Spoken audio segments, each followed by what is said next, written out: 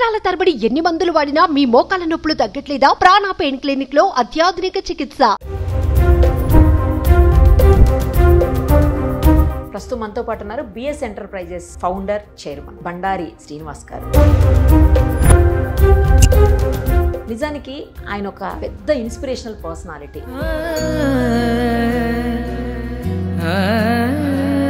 ఎందుకంటే అవయవాలు బాడీ మొత్తం సక్రమంగా ఉండి కూడా మాకు ఈ అవకాశం రాలేదు, ఆ అవకాశం రాలేదు, లేకపోతే ఎవరు మమ్మల్ని ఎంకరేజ్ చేయలేదు, మాకు సాయం చేసే వాళ్లే లేరు, ఇలా రకరకాలుగా మాట్లాడుతూ నిరుత్సాహపడే వాళ్ళు చాలా మందే ఉంటారు. కానీ శ్రీనివాస్ గారు మాత్రం అలా ఏమనుకోలేదు. ఎందుకంటే ఆయనకి 2 కాళ్ళు లేవు, ఒక చెయ్యి కూడా లేదు.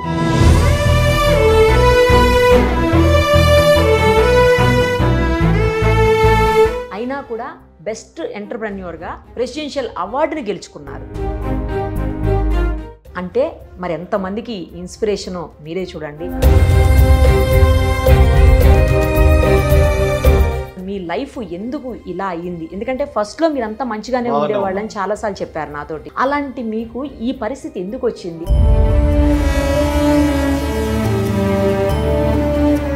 ట్రైన్లో డోర్ దగ్గర నిలబడితే అది స్కిడ్ అయి పడిపోవడం జరిగింది. ఇమీడియట్గా 2 కాళ్ళు ఒక చేయి పోయింది. అక్కడే తీసుకెళ్ళి డెడ్ బాడీ రూమ్లో వేశారు. 2 days తర్వాత కొంచెం బాడీలో షివరింగ్ కనిపిస్తే మా బ్రదర్ తీసుకొని వచ్చి గాంధీలో జాయిన్ చేశారు. 10 monthsలో రికవర్ అయిపోయి ఇంటికి పంపించేశారు డాక్టర్. ఇలాగ కాళ్ళు చేతులు ఉంటే దొంగ అవుతుంటునో లంగాగాడిని అవుతుంటునో తెలియదు కదా. దేవుడు నన్ను ఇలా చేసి మంచి ఒక స్టేజ్కి పెట్టాడు, ఒక నలుగురిలో మంచోడు అనిపించారు.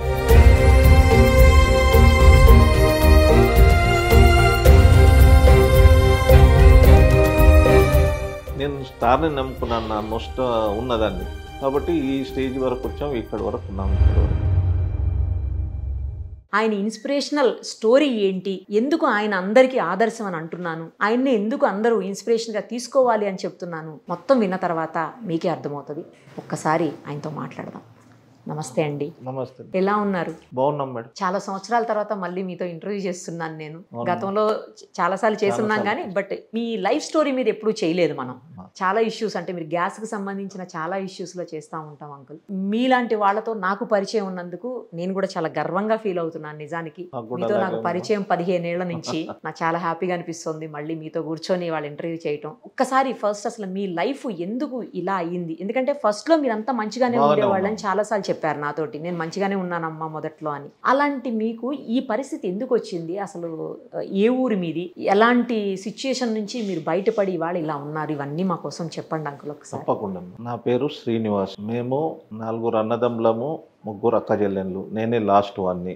నాకు బాల్యం అంతా బాగానే జరిగింది. 10th క్లాస్ కూడా లాస్ట్ వరకు బాగానే ఉన్నాను. అన్ని స్పోర్ట్స్ చేస్తుండే వాళ్ళం. 10th క్లాస్లో ఇంటర్ స్కూల్ స్పోర్ట్స్ అని మమ్మల్ని వికారాబాద్ పంపించారు. ఓకే. అక్కడ పార్టిసిపేట్ చేసి అన్నీ కంప్లీట్ చేసుకొని వచ్చేటప్పుడు ట్రైన్లో హైదరాబాద్కి వచ్చేటప్పుడు డోర్ దగ్గర నిలబడితే అది స్కిడ్ అయి పడిపోవడం జరిగింది. ఇమీడియట్గా 2 కాళ్ళు ఒక చేయి పోయింది. అక్కడనే మళ్ళీ మా స్నేహితులు చూసిన వాళ్ళంతా మళ్ళీ ట్రైన్ బయటికి తీసుకొచ్చి నన్ను తీసుకెళ్ళి అక్కడ దగ్గరలో బిహెచ్ఎల్ హాస్పిటల్ ఒకటే ఉంది. అక్కడ వాళ్ళకి ఫోన్ చేస్తే వాళ్ళ అంబులెన్స్లు అన్నీ వచ్చాయి. ట్రైన్ యాక్సిడెంట్ అంటే మొత్తం అంబులెన్స్లు వచ్చాయి. అక్కడ తీసుకెళ్లి వాళ్ళు చూసి ఇతను గ్యాస్ గ్యాంగ్ అయిపోయింది, మొత్తం ఇది అయిపోయిందని తీసుకెళ్లి డెడ్ బాడీ రూమ్లో వేశారు.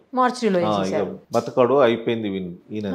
మా పేరెంట్స్ మా వాళ్ళందరూ వచ్చేసి చూసి 3rd day బాడీలో కొంచెం షివరింగ్ ఉంటే మా బ్రదర్ ఏం చేశాడంటే తీసుకొచ్చి 2 రోజులు మార్చిలోనే ఉన్నారు. తర్వాత అది చాలా అంటే -degrees లో పెడతారు కదా అంకుల్. ఆ -degreesలో మీరు తెలియదు కదా, నాకు అన్కాన్షియస్ కదా. మనకి అన్కాన్షియస్ అయిపోతే వాళ్ళేమో చనిపోయారని అనుకున్నారు. అనుకుని తీసుకెళ్లి దాంట్లో పెట్టారు. మా వాళ్ళంతా అక్కడే ఉన్నారు.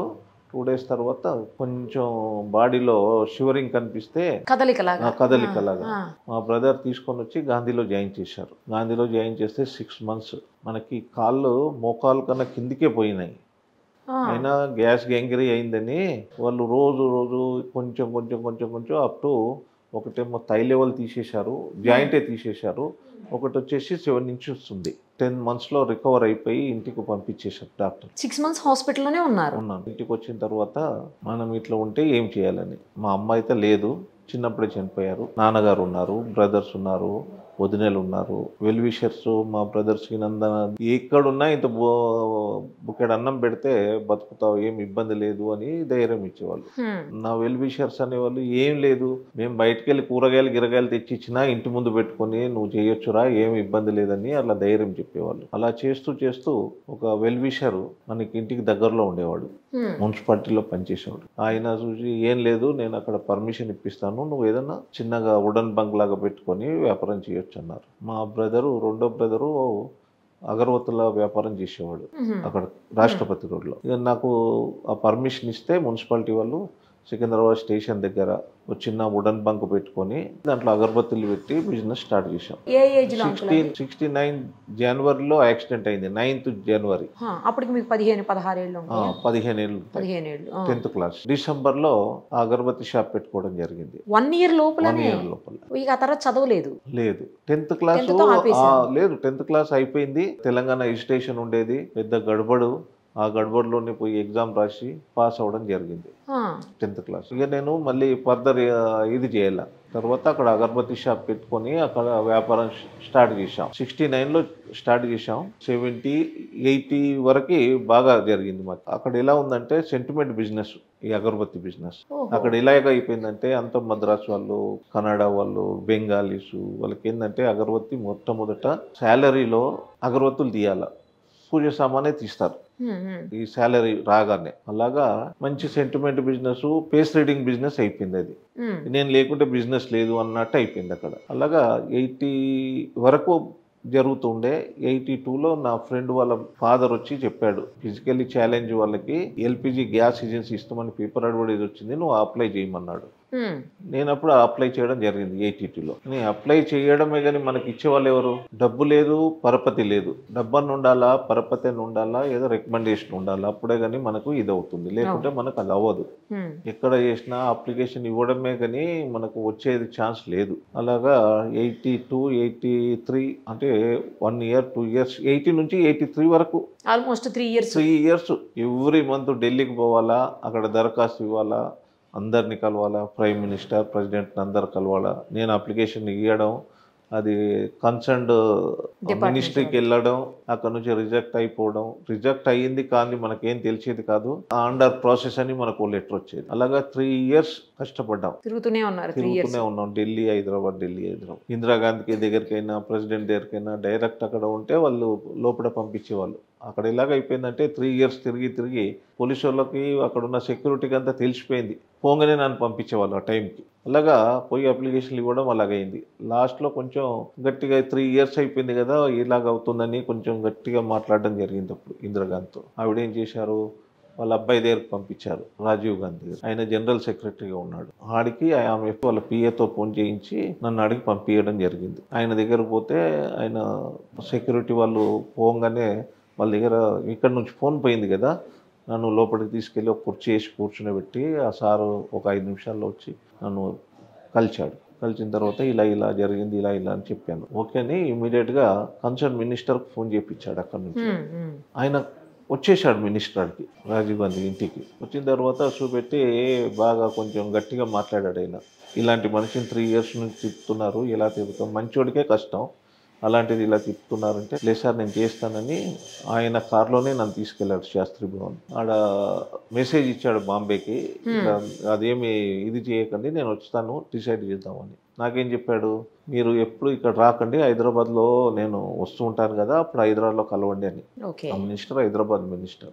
ఒక 1 monthకి 1.5 monthకి ఏం కాల, మినిస్టర్ వచ్చాడు హైదరాబాద్. ఆయన దగ్గరికి వెళ్ళా. నన్ను ఇట్లా, అప్పుడు ఈ వీల్ చైర్ లేదు, స్కూటర్ మీద కానీ ఆటోలో కానీ పోవాలి, పోతే ఎత్తుకొని పోవడమే, ఒక మనిషి ఎత్తుకొని లోపలికి ఎత్తుకొని పోయితే ఆడ బెంచ్ ఏదైనా కూర్చుంటే దాంట్లో కూర్చుండబెట్టాడు. ఆయన లోపలికి వెళ్ళి వచ్చి ఇట్లా నేను కాళ్ళు చూడగానే ఆయనకి, ఎందుకంటే రాజీవ్ గాంధీ కొంచెం గట్టిగా మాట్లాడాడు అందరి ముందు, కాబట్టి ఆయనకు కొంచెం నా మీద ఏమైందో తెలియదు, కోపం ఉండొచ్చు. You don't do like this demonstration అన్నాడు, డెమో చేయొద్దు అన్నాడు అని ఇవే వర్డ్స్ వాడాడు ఆయన. ఇక నేను ఏం మాట్లాడకుండా వెళ్ళొచ్చి మళ్ళీ రాజీవ్ గాంధీ హైదరాబాద్ వచ్చాడు ఇప్పుడు ఎలక్షన్ మూమెంట్లో. ఆయన దగ్గరికి వెళ్ళా, ఎందుకంటే పోలీసు వాళ్ళందరికీ మనం ఏందో తెలిసిపోయింది తిరగడం వల్ల. డైరెక్ట్ రాజ్భవన్ దాంట్లో పోయినాను. పోగానే ఆయన వచ్చాడు, కలిశాడు, ఏమైంది అన్నాడు. ఆయనకు నోటెడ్ ఉంది. ఇట్లుంది సార్, ఇట్లా ఈ మినిస్టర్ గారు ఇట్లా మాట్లాడారు, నేను డొమో చేస్తున్నానంట ఆయన ముందు, నేను 3 ఏళ్ల నుంచి కష్టపడుతున్నాను, 90% నేను ఎలిజిబుల్ క్యాండిడేట్, కరెక్ట్ అని ఆ మినిస్టర్ కూడా ఉండే అక్కడ. పిలిచి బాగా ఇంగ్లీష్లో బాగా తిట్టాడు ఆయన్ని. అవి తో కరేంగే ही नहीं, कुछ भी नहीं, अब जाइए आपको लेटर आ जाएगा అని నన్ను సంజాయించి భుజం మీద చేయి కొట్టి చెలియే అచ్చా ఓ జాయిగా आपको అన్నాడు. నేను యాక్చువల్గా అప్లై చేసింది సికింద్రాబాద్ కూడా, ఎందుకంటే బోయినపల్లిలో మా ల్యాండ్ గిన్ ఉండే, అక్కడ మనకు అన్ని సూటబుల్ ఉంటాయని అప్లై చేశాను. ఆయన తీసుకొచ్చి ఇక్కడ జూబ్లీ హిల్స్ లో ఎత్తేసాడు. ఇక్కడికి అప్లై ఇక్కడ ఏం లేదు, అసలు పవర్ లేదు, ఏమి లేదు. నాకు ఇక్కడ ల్యాండ్ ఎవరు ఇస్తారు, అందుకే ఇక్కడ ఇచ్చారు. తిరిగి అడ్వర్టైజ్ చేశాను నేను పేపర్లో, ఇట్లా నాకు ల్యాండ్ కావాలి జూబ్లీ హిల్స్ లో ఇంత, ఇట్లా గోడౌన్ కొరకు అని. ఇప్పుడు ఈ సొసైటీ వాళ్ళు కూడా ఇది చేశారు. ఒక మెంబరు డాక్టర్ గారు మంచి అతను పేపర్లో చూసి నన్ను పిలిచాడు.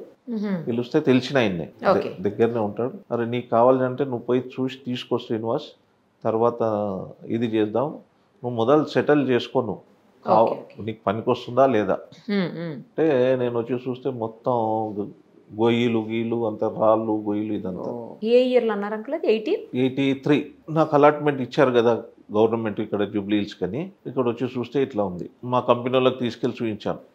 చూస్తే ఏదన్నా ఉండేరా బాబు, నువ్వైతే మొదలు స్టార్ట్ చేయన్నారు. బ్యాంక్ వాళ్ళకి అప్రోచ్ అయితే 2 lakhs ఇచ్చారు. వాళ్ళు 2 lakhs పెట్టి ఖాళీ ఫిల్లింగ్ చేయడం జరిగింది ఇక్కడ. తర్వాత వాళ్ళతో వీళ్ళతో తీసుకొని గోడౌను ఒక రూమ్ వేసాను ఇక్కడ ముందు. వేయాలంటే మున్సిపల్ పర్మిషన్ కావాలి మనకి. ఇది అయిపోయింది, మున్సిపల్ వాళ్ళతో తిరగడం జరిగింది. 6 months మున్సిపాలిటీ వాళ్ళతో అప్లై చేసుకొని తిరగాలి. రెసిడెన్షియల్ ఏరియాలో ఈఎంఓ అని ఒకటి ఇది పెట్టారు. అప్పుడు ఎన్టీ రామారావు గారు ప్రభుత్వం ఉంది. నన్ను సెంట్రల్ గవర్నమెంట్ ఇచ్చినప్పుడు మీరు ఇవ్వాలి కదా అని బాగా తిరిగా. నేను అడిగా, ఊకే తిప్పడం దేనికి, అవుతుందా కాదా చెప్పండి, నేను ఇక్కడంటే అక్కడ పోతాను, నాకేముంది అన్నాడు. కాదు మాతోటి అన్నాడు. కమిషనర్ దగ్గరకు పొమ్మన్నాడు. అప్పుడు స్పెషల్ ఆఫీసర్ లూథర్ గారు ఉండే. కొన్ని పేర్లు మనకు నోటెడ్ అయిపోయాయి. ఆయన దగ్గరికి వెళ్ళి కలిస్తే ఏసాతో ఓ హై ఏ హై అని చెప్పి వాళ్ళు ఏం చేశారంటే, ఇది మా చేతిలో కూడా లేదు, ఇది గవర్నమెంట్ జీవో ఇవ్వాలి, నువ్వు సెక్రటరియట్ పోవాలన్నా. మంచిది పంపించే అని చెప్పా. ఫైల్ పంపించమంటే అలా పంపారు. ఏమంటే అక్కడ నుంచి రిక్వెస్ట్ రావాలంటారు. ఎక్కడి నుంచి? గవర్నమెంట్ నుంచి. మంచిదని సెక్రటరియట్ పోయా. ఆటో పోనీయర్ లోపల రిక్షా పోతుంది. మరి ఆడి వరకు పోయి ఆటో అక్కడ దిగి రిక్షా తీసుకొని లోపల పోయేవాడిని. మినిస్టర్ దగ్గర కలిశాను. యలమల రామకృష్ణుడు ఉన్నాడు, మంచి మనిషి. ఆయనను కలిస్తే అలా సెక్రటరీ ఉండే, బ్రాహ్మడు, మంచి ఏజ్డ్, మంచి మనిషి ఉండే. చూడగానే ఏంటయ్యా నువ్వు ఇట్లా వచ్చేసావు, ఎందుకు ఏమి అంటే ఇట్లా ఏంటంటే ఇమీడియట్గా నా వెంబడి ఒక అటెండర్ను ఒక లెటర్ ఇచ్చి పంపించాడు. మున్సిపల్ ఆఫీస్కి పోయి అక్కడికి వెళ్ళి ఫైల్ తీసుకొచ్చి ఇచ్చేసాం. ఇక ఇక్కడ తిరగడం జరిగింది ఓ 15 రోజులు. రోజు పోయి మినిస్టర్ గారిని కలవడం. ఇంటికాడ పోతే పొద్దున లేవగానే నా ముఖమే చూసేవాడు ఆయన. అట్లా 15 రోజులు తిరిగే వరకు బీదారైపోయి, నువ్వు సెక్రటరియట్కి రా శ్రీనివాస్, నేను చేస్తాను అన్నాడు. సెక్రటరియట్కి వెళ్ళాం. వాళ్ళ పిఎన్ పంపించి ఇక్కడ ఇన్స్పెక్షన్ చేశాడు. ఇన్స్పెక్షన్ చేసే వరకు మొత్తం స్ట్రక్చర్స్ నిలబడిపోయాయి. ఆయన అంటాడు, మేము పర్మిషన్ ఏమి ఇవ్వాలి, ఇంకా నీకు అంతా అయిపోయింది కదా అంటాడు. ఈయన పర్మిషన్ ఇవ్వాలి కదా సార్ అంటే, మంచిదని తీసుకెళ్ళి జీవో ఇచ్చారు, గవర్నమెంట్ జీవో, ఈ ప్లాట్కి మట్టుకని. జీవో ఇచ్చిన తర్వాత అన్నీ అయిపోయింది. అయిన తర్వాత స్టార్ట్ చేసామనే వరకు మా పక్క ప్లాట్ అయినా ఇది పెట్టాడు, ఏంది స్టేటస్ కో తీసుకొచ్చాడు. ఇది పెట్టకూడదు, సేఫ్టీ దాంట్లోనా? దానికి సొసైటీని, నన్ను, ప్లాట్ ఓనర్ని, అందరిని ఇన్వాల్వ్ చేశాడు. ఎక్స్ప్లోజివ్ ని, ఫైర్ సర్వీస్ వాళ్ళని, హెచ్పిసిఎల్ ని, అందరిని. అంటే గ్యాస్ కాబట్టి వాళ్ళు భయపడినటువంటి పరిస్థితి ఉందేమో.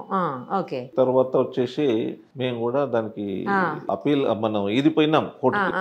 పోయి వాళ్ళు ఇచ్చిన నోటీస్ కి మొదలే మనం సర్వ్ చేసాం ఆ పార్టీకి జవాబు. ఏమంటే ఇట్లా ఉంది, నువ్వు ఆ రోజు మొత్తం రెడీ అయ్యి రండి, ఇది ఎసెన్షియల్ కమోడిటీ, పబ్లిక్ కొరకు, మా కొరకు కాదు, సొసైటీ కొరకే ఇది పెట్టింది. ఇది సొసైటీ ఏషియాలోకి బిగ్గెస్ట్ సొసైటీ ఇది జూబ్లీ హిల్స్. ఎందుకంటే ఈచ్ ప్లాట్ మినిమం 1200 గజాలు. ఇది కూడా అంతేనా? ఇది 1400 ఉంది. మనం మాకు వకీలు పెట్టాడు, చూడండి ఇది ఏం లేదు, ప్రతి ఇంట్లో వాడుకునేదే. ఒక అపార్ట్మెంట్లో 1000 మంది ఉంటారు, 1000 మందికి 1000 రూమ్లో 2000 సిలిండర్లు ఉంటాయి. మళ్ళీ కూడా వాళ్ళు ఇన్యూజ్ చేస్తూ ఉంటారు, వాడుతూ ఉంటారు. ఇక్కడ మేము తీసుకురావడము, పెట్టడము, స్టోర్ చేయడం, తీసుకెళ్ళి సప్లై చేయడం. అంతేగాని మేము ఇక్కడ ఓపెన్ చేసేదిలే, మేము ఫిల్ చేసేదిలే, మేము ఏం చేసేది లేదు. కాబట్టి ఇది డేంజరస్ కాదు. డేంజర్ అయితే ఎక్స్క్లూజివ్ లైసెన్స్ ఇవ్వరు, ఫైర్ సర్వీస్ వాళ్ళు నో అబ్జెక్షన్ సర్టిఫికెట్ ఇవ్వరు, హెచ్పిసిఎల్ పర్మిషన్ ఇవ్వదు. ఇవన్నీ ఉంటాయి. ఇవన్నిటికీ ఇది ఉంది. కాబట్టి మీరు ఇది చేయొచ్చు అంటే ఇమీడియట్గా స్టేటస్కో క్లోజ్ చేసేసాడు, మాకు పర్మిషన్ ఇచ్చేసాడు. ఇమీడియట్గా మేము స్టార్ట్ చేసాం. ఇప్పుడు జరిగిందా బిఎస్ ఎంటర్ప్రైజెస్ స్టార్ట్ అవడానికి? అంటే మాకు ఆ దేవుడు అంత ఓపిక ఇచ్చాడు అని అనుకుంటాం. అదే కదా, మీకు కూడా అంత ఓపిక ఇచ్చాడు. లేకుంటే మా లాంటి వాళ్ళు ఇంత తిరగాలంటే ఇంకోటి ఏమంటే మా స్టార్ను నమ్ముకున్నాను కాబట్టి నాకేమి ఇది కాదని. ఇప్పుడు ఆషాఢంలోనే సికింద్రాబాద్ బోనాల పండుగ తెల్లారి నా కోర్టులో కేసు అయిపోగానే స్టార్ట్ చేయాలి. సోమవారం కేసు అయిపోయింది, ఆషాఢం మంగళవారం అది ఏం చూడకుండా వచ్చి కొబ్బరికాయ కొట్టేసి స్టార్ట్ చేసాం. అంతే. నేను స్టార్ని నమ్ముకున్నాను, నా నొష్ట ఉన్నదాన్ని.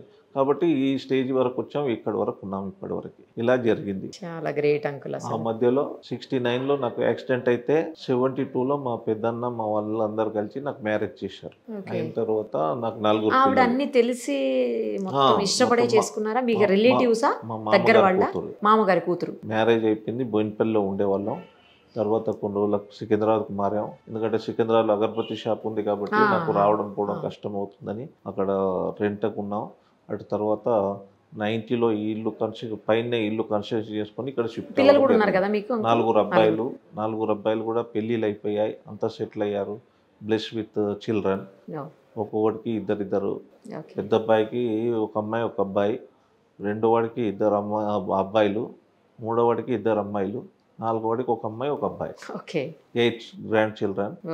అలా నాది ఇది అవుతుంది. ఇలా చేస్తూ సర్వీస్ అంటే నా సర్వీసు అలవాటైన వాళ్ళు. ఇది ఇప్పుడు ఇక్కడికి ఎప్పుడు వచ్చారు అంకుల్ మీరు? అక్కడి నుంచి షిఫ్ట్ అయిపోగానే అంటే ఇక్కడ కన్స్ట్రక్షన్ అంతా స్టార్ట్ చేసేసారా వెంటనే?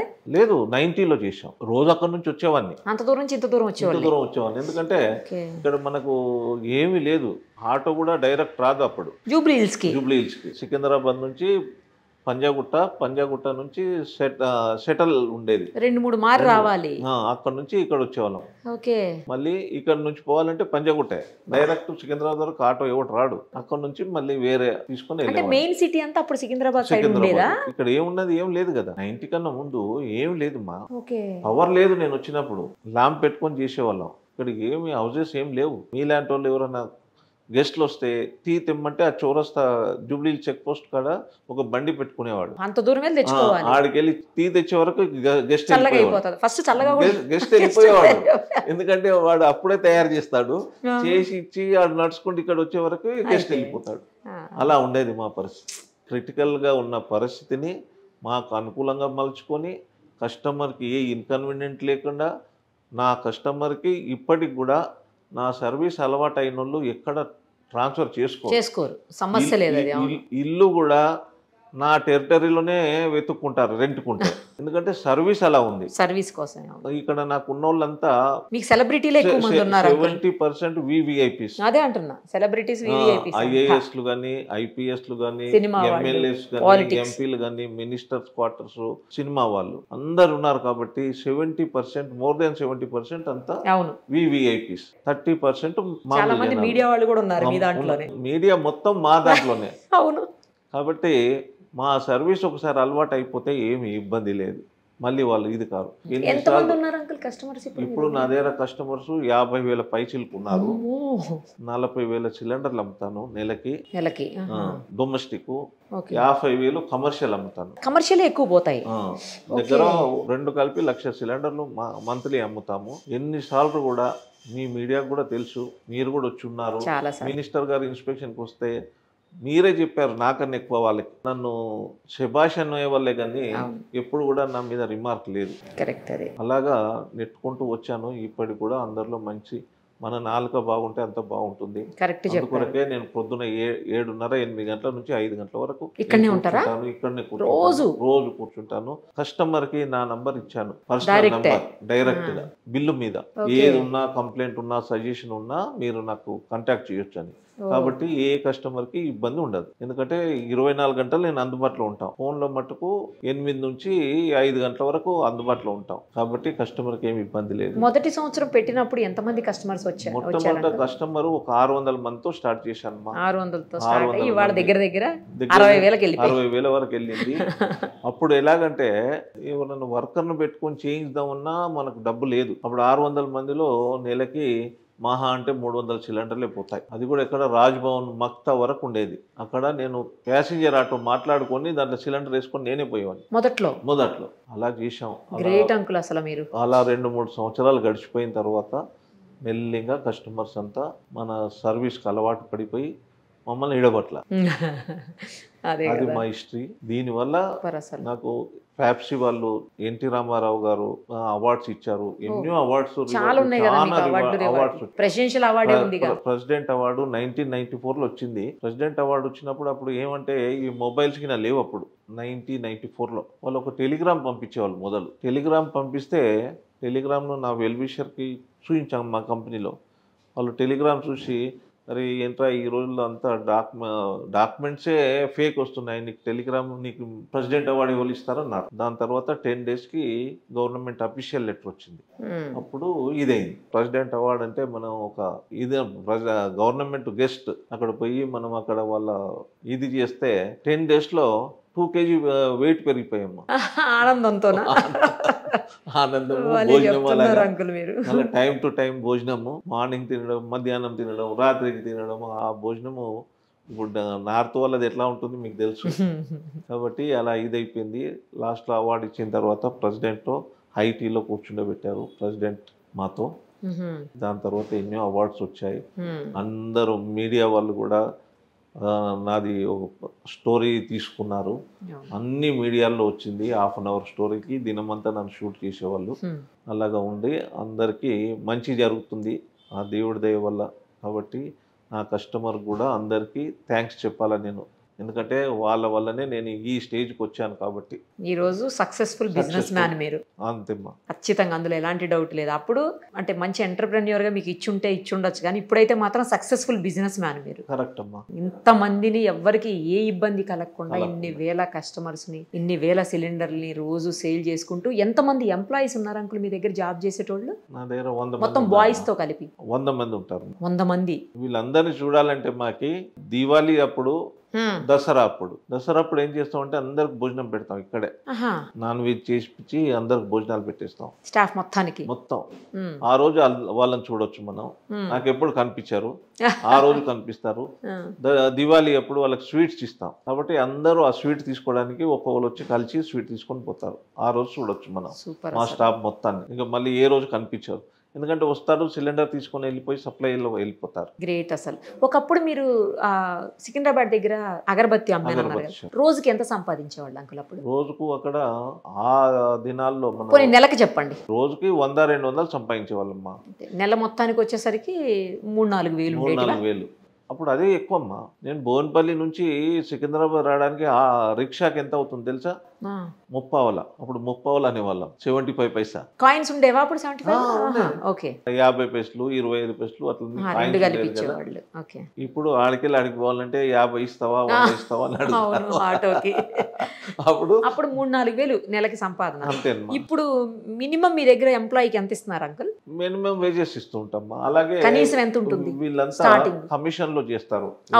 డెలివరీ బాయ్స్ అంతా. అవును, వాళ్ళ కమిషన్ ఒక్కొక్కడికి 20,000, 30,000, 40,000, 3-4 వేలు. ఇప్పుడు 30-40 వేలు మీరు జీతం ఇస్తున్నాం. ఎలా అనిపిస్తుంది అంకుల్ ఎప్పుడన్నా మీ గురించి మీరు ఆలోచించుకున్నప్పుడు? అంటే ఒకప్పుడు 3-4 వేలకి నేను చిన్న షాప్ పెట్టుకొని అగరబత్తి అమ్ముకున్నా, ఈవేళ 100 మంది ఎంప్లాయీస్ కి నేను శాలరీస్ ఇచ్చి నా దగ్గర పనిచేస్తున్నారు. ఇంతమందికి నేను ఉపాధి కల్పించగలను అంటే డైరెక్ట్ గా 100 మంది, ఇండైరెక్ట్ గా వాళ్ళ కుటుంబాలు మొత్తం కూడా ఆధారపడి ఉంటాయి కదా. సో అలా అనుకున్నప్పుడు మీకు ఏమనిపిస్తుంది? నేను ఏం అనుకోనమ్మా, ఎందుకంటే వెనక తిరిగి చూస్తే మనం ఏం లేదు, నథింగ్. నన్ను మీ మీడియా వల్లే అడిగేవాళ్ళు, ఏమండి ఇప్పుడు మా అందరిని చూసి నీకు కాళ్ళు చేతులు లేకుంటే నువ్వేం ఫీల్ అయ్యేవాళ్ళు అని అడిగేవాళ్ళు. నేను చెప్పేవాళ్ళకి వాళ్ళకి ఒకటే, ఇలాగ కాళ్ళు చేతులు ఉంటే దొంగ అవుతుంటునో లంగగాడిని అవుతుంటునో తెలియదు కదా. దేవుడు నన్ను ఇలా చేసి మంచి ఒక స్టేజ్కి పెట్టాడు, ఒక నలుగురిలో మంచోడు అనిపించారు. కాబట్టి ఆ దేవుడికి నేను కృతజ్ఞతలు చెప్పాలా.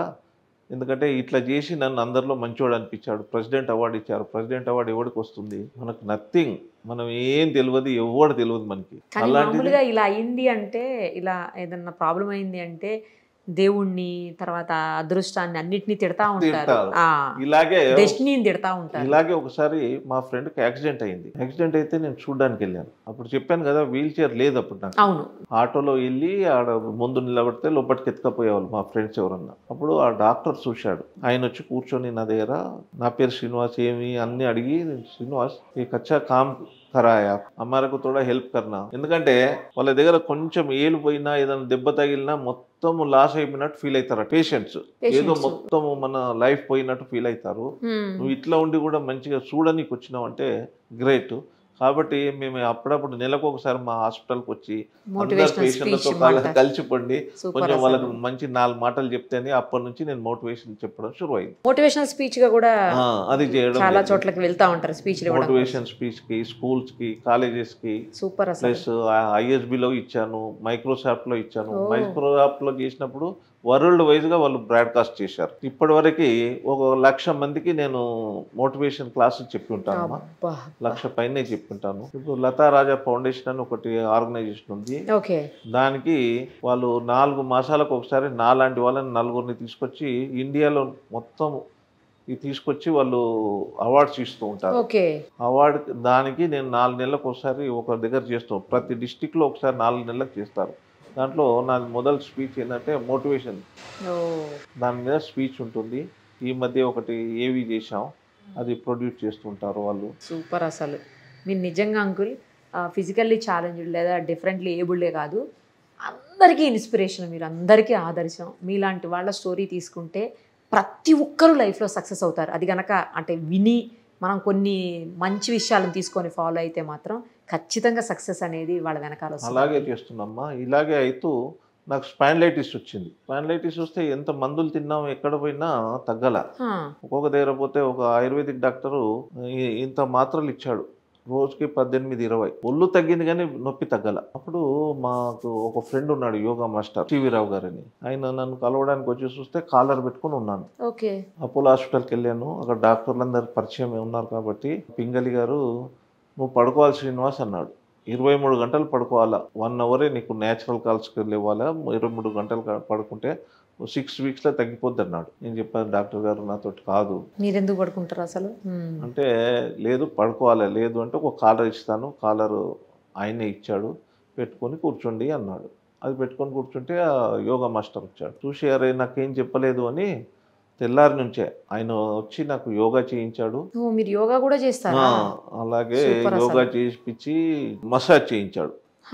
15 రోజుల్లో తగ్గిపోయింది. 6 monthsలో తగ్గలేదు. నాకు తిరగని డాక్టర్ లేడు, అయినా ఈ యోగా చేయడంలో 15 రోజుల్లో తగ్గిపోయింది. అప్పుడు ఏమనుకున్నామంటే నాలాంటి వాడికే తగ్గిపోతే మంచి మంచి వాళ్ళకి ఈ రోజుల్లో డబ్బు లేని మనిషిని చూడొచ్చు కానీ జబ్బు లేని మనిషి లేడు, నాకు తెలిసినంత మట్టుకు. కాబట్టి నేను ఆ గురువు గారితో డిస్కస్ చేసి మనమే ఒక ఆర్గనైజేషన్ పెడితే ఎలా ఉంటుంది అని ఆలోచించాను. మంచిది అన్నారు. అనుకుని ఒక 5 కలిసి ఒక ట్రస్ట్ ఓపెన్ చేసాం, కపిల మహర్షి రీసెర్చ్ ఫర్ రిసోర్సెస్ అని. అది రిజిస్టర్ చేసేసాం.